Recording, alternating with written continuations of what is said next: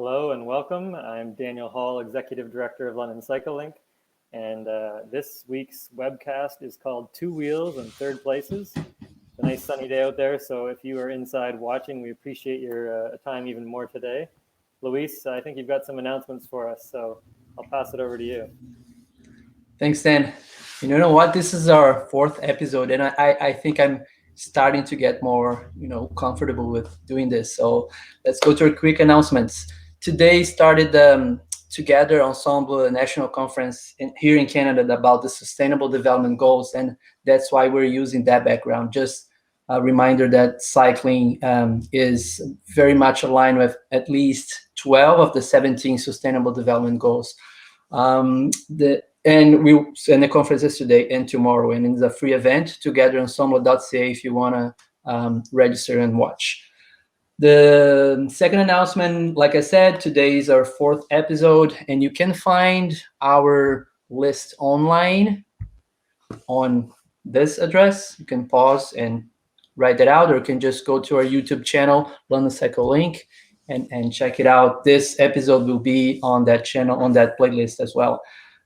We finally reached our 4-digit in our petition, Jesse's petition. He started the petition to create more space for cycling and walking here in London. So we're happy about that, to get more and more support.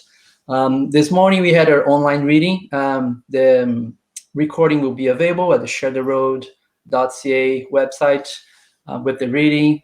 Dan is holding the book for you guys, but of course you can also just buy the book and read yourself to your kids. We also had a few tips for people who are thinking about riding bikes with their family and the little ones.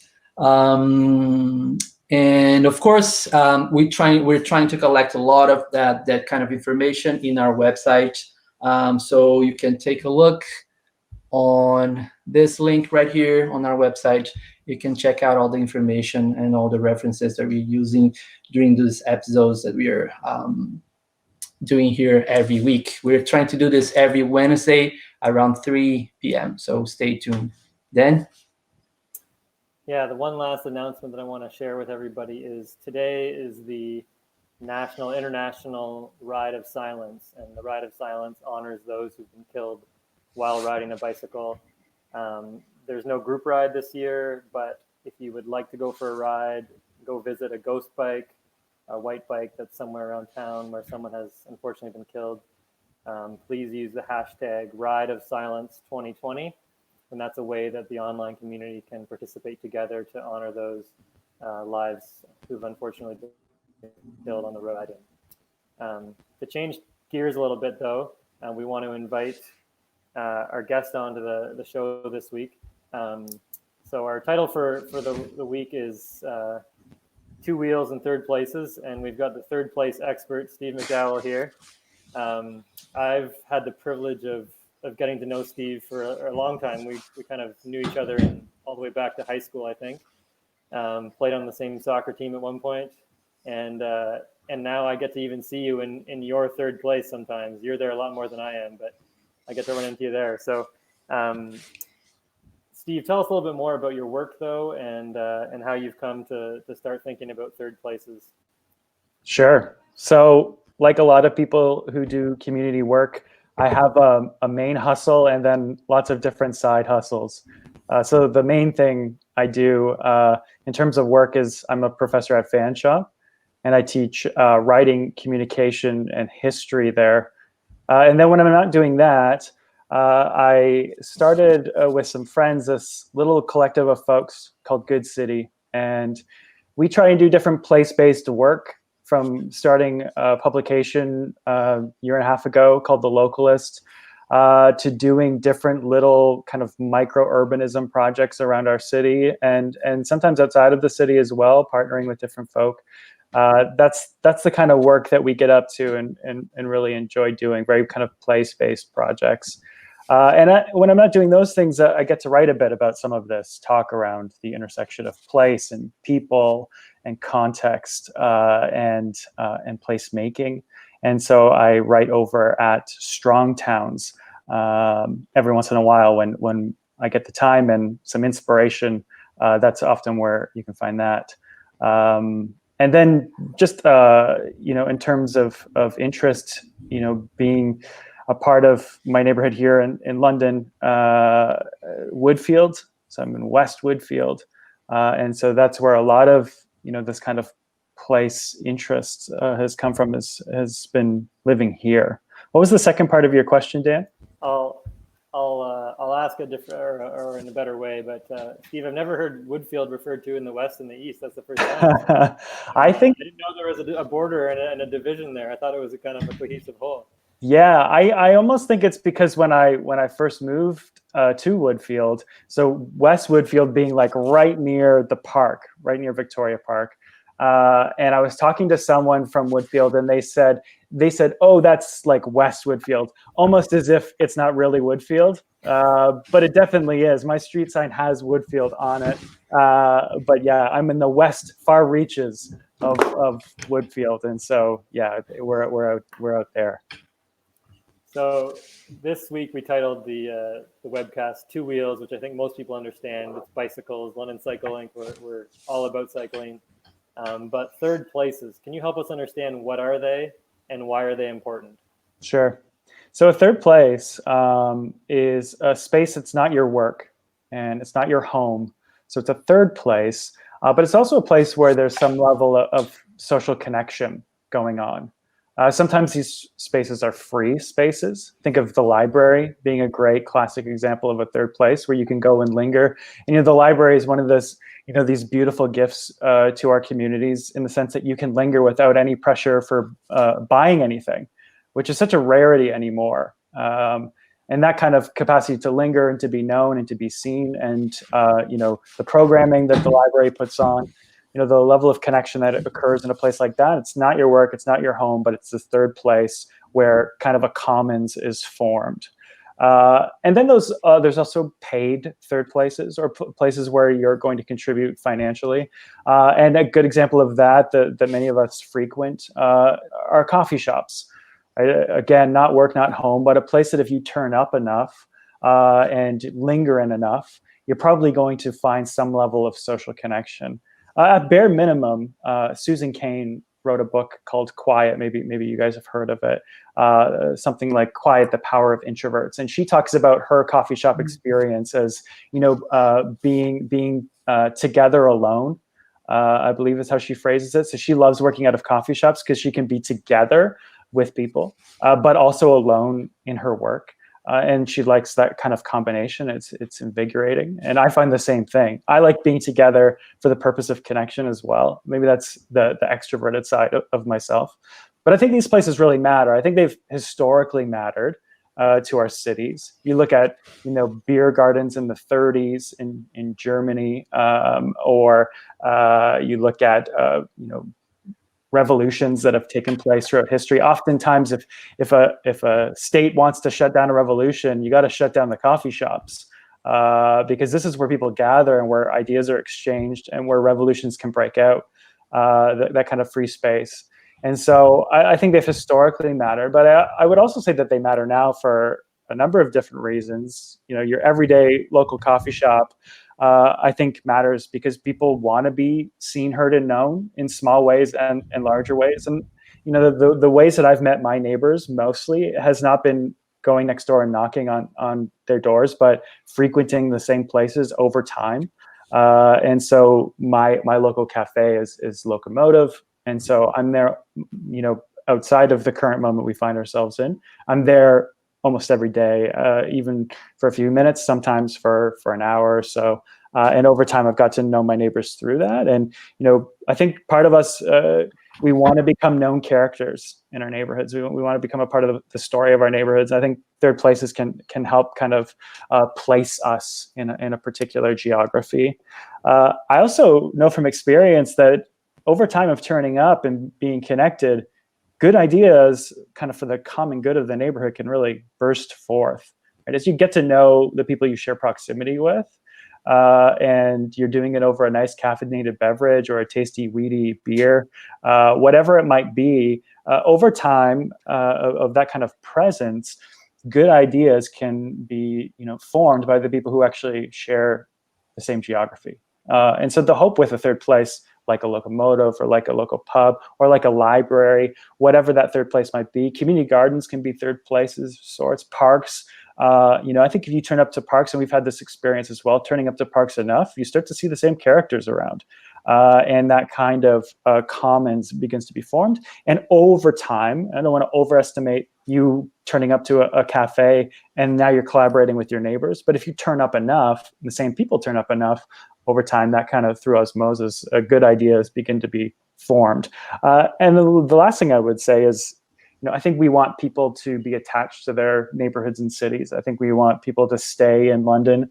I want people to move here. I want students to stay. I'm often, I'm trying to give my students the insider scoop of London, especially students who aren't from here. My nervousness is that they're just going to experience Richmond Row and they're not going to go beyond there. And Richmond Row is great, but I want them to see that London is this, unique, interesting, eclectic place that has some really hidden gems, but you're not going to accidentally stumble upon them. That's one of the reasons we started The Localist, was we were nervous that either A, our friends were going to start businesses that people weren't going to frequent because they didn't know they were there, or B, that these great businesses that existed for a long time are just not going to be seen by newcomers to our city. And so we want people to experience that. And we also got tired of our Toronto friends slagging off London as this boring place, where I think that London has everything that Toronto has, but it just has one of them, right? You don't need 20 great cocktail bars, right? You just need one or two of them. And I think London has a lot to offer. And so third places, coming back to that, I think they're one of them, right? So I want to see, people inhabit these spaces, because, utilizing all of our senses is a way that we're going to create attachment to a place, right? We want to, I think this is one of the reasons why, if I remember traveling Europe, I lived in Europe for a while, and I'd drop in and say Vienna. And within a few days of walking it and seeing new things and experiencing new things holistically and tasting and smelling new things, I thought to myself, I could live here. And it's because I'm utilizing all of my senses and building some level of place attachment.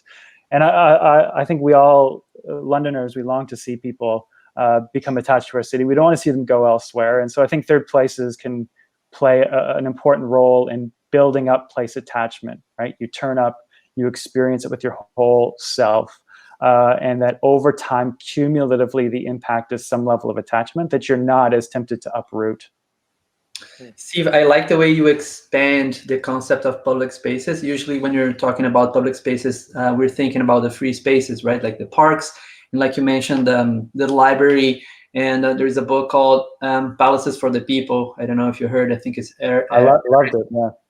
Klinenberg, and it's really focused on those free spaces. But the third places are also the spaces that you can spend some money. It's all those small businesses, but they also have this important role of social connection and making the city worth living.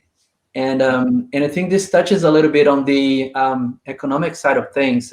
When you're talking about creating vibrant places and vibrant communities, sometimes there's a lot of, but this is all about putting money and we don't get anything. We need to think about economic recovery. We need to make this economically sustainable. And I think the third places actually encapsulate the vibrancy of those spaces, but also they speak to the economic importance of supporting small and local businesses. Yeah, no, absolutely. I mean, your money goes farther, right? And I think if we want our dollars to go as far as possible and have as much of a local significance as possible, then that kind of local investment, and anywhere from a local coffee shop to that local pub, whatever it might be, is going to have that kind of exponential expandedness, right? I know who's getting that money, and I know that the money that's going beyond that shop, for example, for coffee, is going to a company who's, doing coffee distribution and, a connection to farmers as well. So, I want to keep things as local. That kind of hyper local economics, I think, is important. I suspect it's going to become even more important after, as things start to reopen. And so that support local isn't just a good phrase. It actually makes a lot of dollars and cents on a local level. So yeah, I'm all in with you, Luis. And Steve, as we talk about the intersection of cycling and third places and this sort of supporting local business, how do you see cycling playing a role in support for third places for local business now and going forward, I guess? Yeah. No, I know I can't speak to cycling in the way that you guys can, but at a distance, I've certainly, at a distance and up close. I mean, I got to be on the board of CycleLink, years ago now. Now it's this, it's this massive movement, which is just delightful to see as a Londoner. And so it took me leaving for it to become something significant, it turns out. I think that's causation, they call that. And so, I think you guys would know the research on this better, but you don't have to do too much poking around to see where there's protected bike lanes, where there's a large number of cyclists on a consistent basis.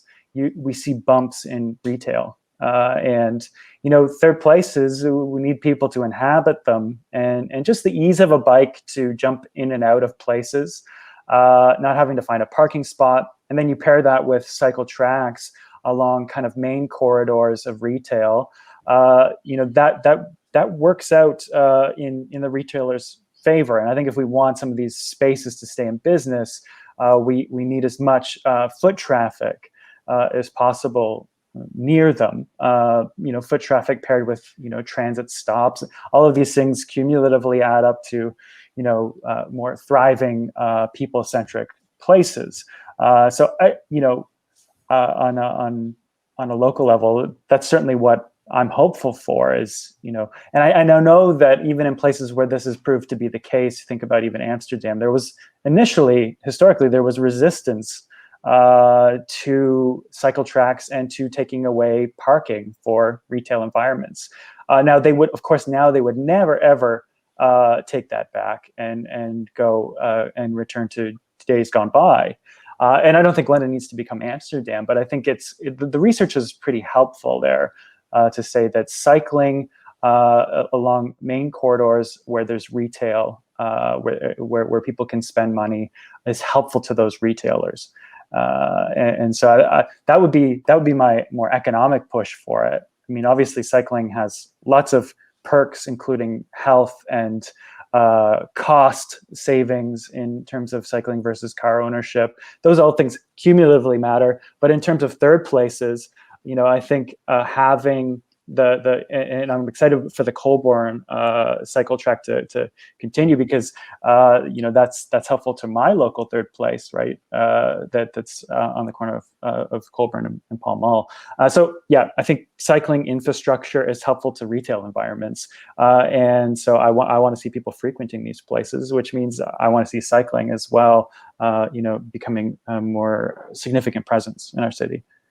And as a more immediate response, we you probably saw some of those news in cities, not only in Europe, but even in the States as well, that they are, because they wanted to start the economic recovery as soon as possible, they're really creating more space so people can, visit restaurants and businesses, but they're using sidewalks and they're even spanning to the streets. So you can keep your physical distancing, but you can still support local businesses. Do you have anything to say? How do you see that kind of response in some cities? And would you like to see something like that here in London? Yeah, I mean, I think when you do the math, a lot of these places, like you think of a coffee shop, or especially a coffee shop, you got to sell a lot of coffee to make a go, and so. A moment like the one that we're in right now is so disruptive, and the long-term trajectory for some of these shops does not look promising. And then to reopen again, but at a reduced rate where you can only have 25 to 50% of your normal clientele in that space at any given time. That's a huge hit. And so I think if we're really interested in seeing these places survive, we have to start allowing them to spill out, like you've said, Luis, to spill out onto the street. And I think I know you guys are in favor of this. I think at some point we got to reclaim streets as public space, and if it is public space, then the public should benefit in more ways than one. And I think London is actually, in a lot of spaces around London, is quite, I think between the infrastructure and just the ability to be disruptful without not completely shattering productivity in our city, I think is there in a lot of different locations. And so I would want to say that if we're all in on local business, I think we've got to go above and beyond, not just monetary support, which is important, from like provincial support, municipal support where possible, but or federal support. I mean, not provincial. I think that matters, but I also think doing what we can on just on a design level is going to be significant too. So I would want to see sidewalks. I think of Dundas Place being this perfect example of widened sidewalks where people can spill out onto the sidewalks, and where that street can be shut down frequently, that it is a flex street. I think we can do that on smaller levels elsewhere in the city as well. And so, yeah, I think anything that's going to be helpful to these local places that we really don't want to lose for all the reasons we've already talked about. I think we should go above and beyond there.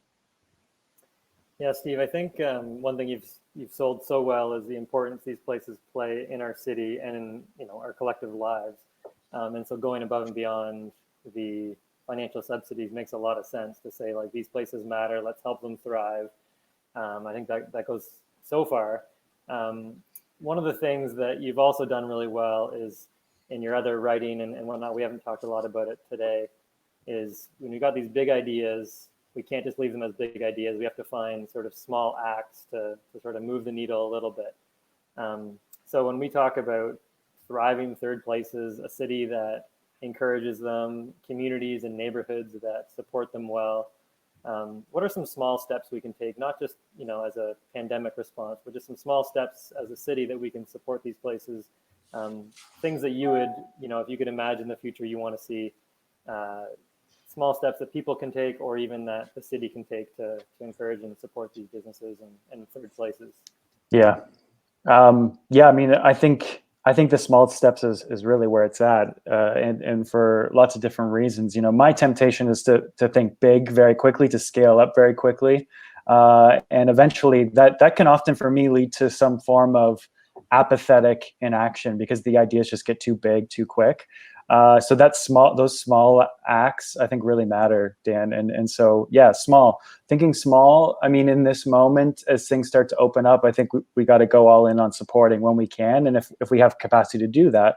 And one thing I want to say before we get on to more small things, I think sometimes wrapped up in this conversation is, I'm just someone who likes hip coffee shops, and not everyone can afford hip coffee.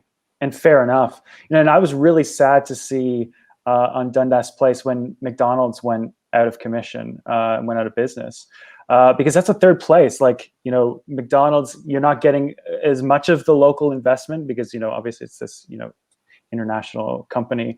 But that place still mattered to a lot of people. There's different places that we can make third places. And so I just want to say that conversations around third places can quickly become this elitist conversation where we're talking microbreweries and $10 coffees. That I think that would sell the conversation short. There's so many different third places in our cities, and they all matter and are creating a commons for people. But onto small steps. So yes, going all in on and supporting when we can and when we have capacity to do that. Social media. I try my best, and I know a lot of us are trying our best to point people in the direction of these places. I think there's a bit of a suburban urban divide in London, and so a lot of my friends, who live in the suburbs, don't know of some of these great local places. And so whatever we can do to make a greater awareness of some of these local establishments, I think is helpful, and leveraging our kind of online bandwidth to do that.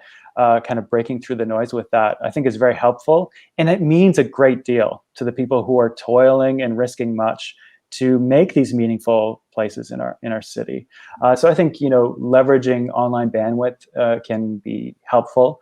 I mean, hopefully at some point we can start turning up to them again. And then, I would encourage people to whatever that, when you're thinking in terms of your neighborhood, thinking, say, 4 or 5 square blocks, where are people gathering, right? It might not be a coffee shop. It might be a McDonald's. It might be a library.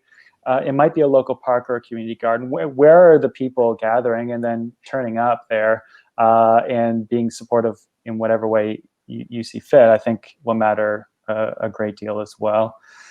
So yeah, getting out, walking, looking around, being observant of what's going on, and then kind of discerning the small ways to support those places. I think a lot of people have gone all in on the gift cards idea, which is great, temporarily for, a lot of these businesses to be able to hold off making big decisions because of, some income via gift cards. I think is great. And I know there's been different kind of localized initiatives around that here in London, which is excellent.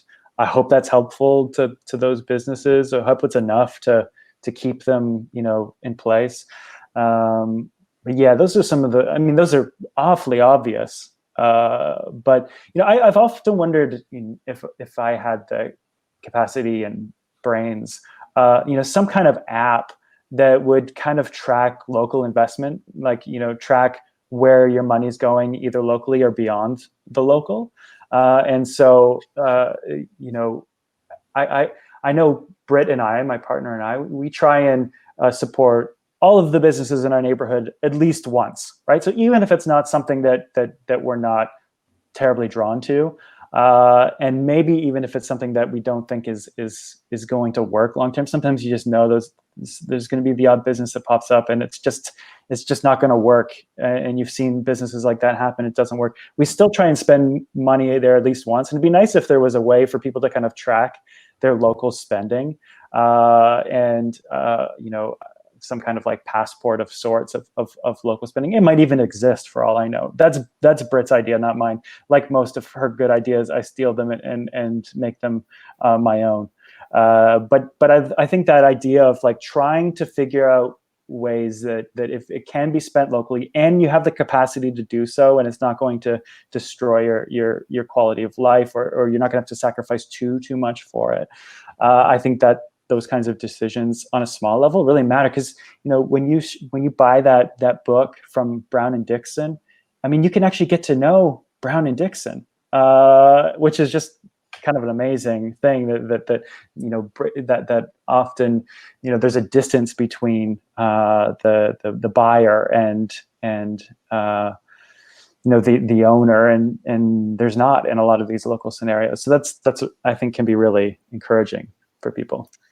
Steve, one thing that you made me realize is that, and because we're all about bikes, so we're always having those conversations, and we're trying to see how how cycling fits into all that. That when you see the world from a bike, when you're cycling, actually the whole world becomes a third place, because the third places are about connection, and it's small but regular, seeing other people and experiencing the world of all your senses. This is exactly what cycling is about.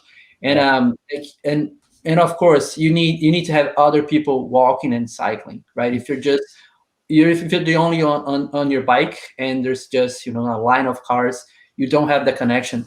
But I now I clearly remember, and I counted. A few years ago, I had to take my kids to the kindergarten and then go to work, and I counted how many smiles people gave me along the way.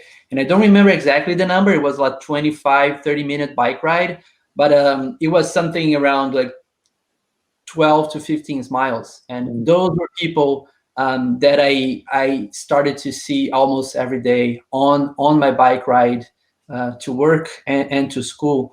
They were, selling newspaper, or they were watering the garden, or at one point there was, and we don't know their names, right? We don't know each other. We're not close friends, but we know each other. And I think that is the kind of connection that third places can encourage.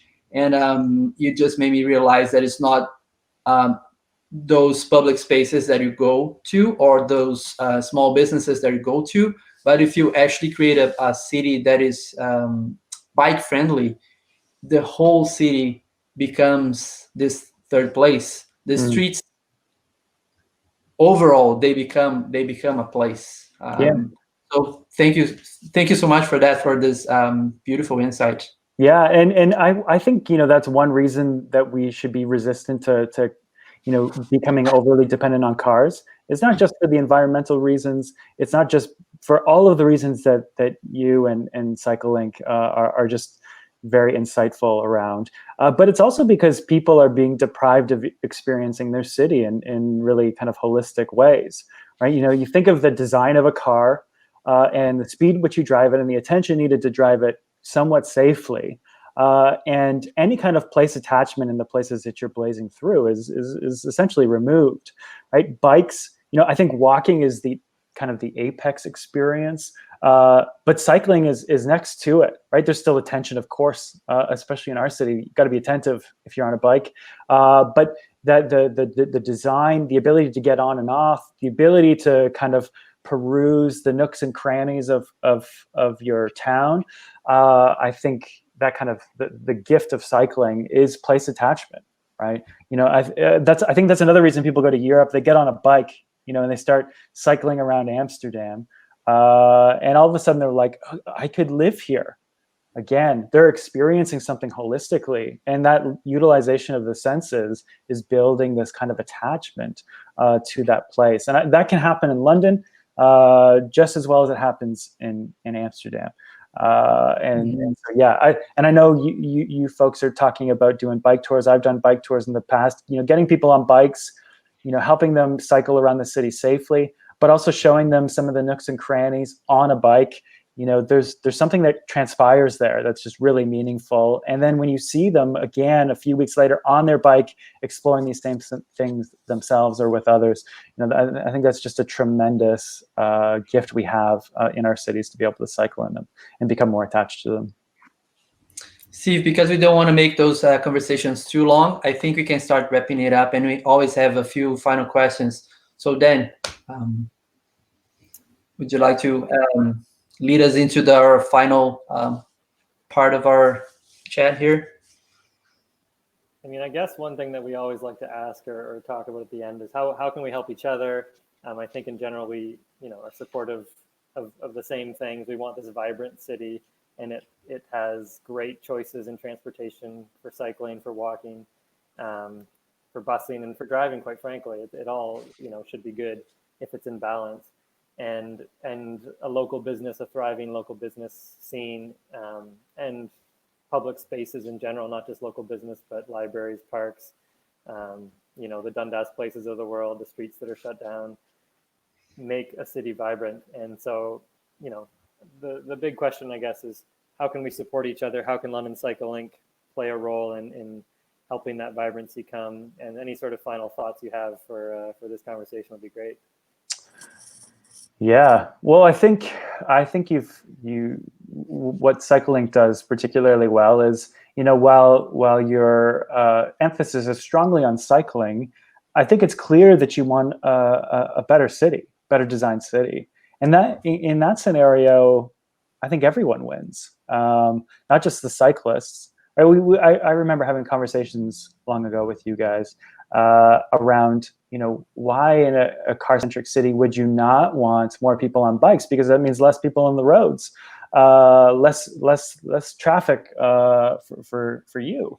I think everyone wins in the city where there's more cycling. I mean, people are healthier. I think retail in those corridors, like we've said, is improved.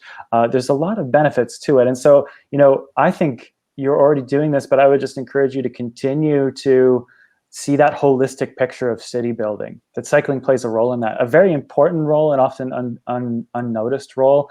But I think the people you've brought around your organization are thinking more broadly, and I think that's very encouraging. Yeah, and then when I know that you're thinking about how do we get people out on bikes together and journeying around our city together. I think doing that and curating experiences where you can see some of those local places that make London endearing to us. I think that means a great deal to those owners, and it'll mean a great deal to those people in the long run as well. None of that is mind bending, but just No, I think that's a great way to encouraging. finish, Steve. That both the experience on the bike is part of the experience of connecting to the place, and I think that's really, it goes hand in hand. You're creating a great experience with your city, with your place, with your bike. Mm-hmm. I think that's really cool. So that's a good finishing point. Are there any questions, Luis, that we need to? No, not. In fact, I just want to invite people for our next webcast next week. Will be a special one. We have some international guests. So I reached out to a few friends back in Brazil. So we will have Aline Cavalcanti and JP Amaral. Maybe some of you guys heard about them. She was part of the Bikes versus Cars movie. And JP is one of the co-founders of the Bike Anjo network, and also one of the bicycle mayors, one of the early adopters of this worldwide movement. And yeah, we're going to have an interesting conversation next week. And Steve, thank you so much for being part of our conversation today. Of course. Thanks for all the work you do in our city. That's great. Thanks, everybody. Enjoy the sun. Mm-hmm. Bye, everyone.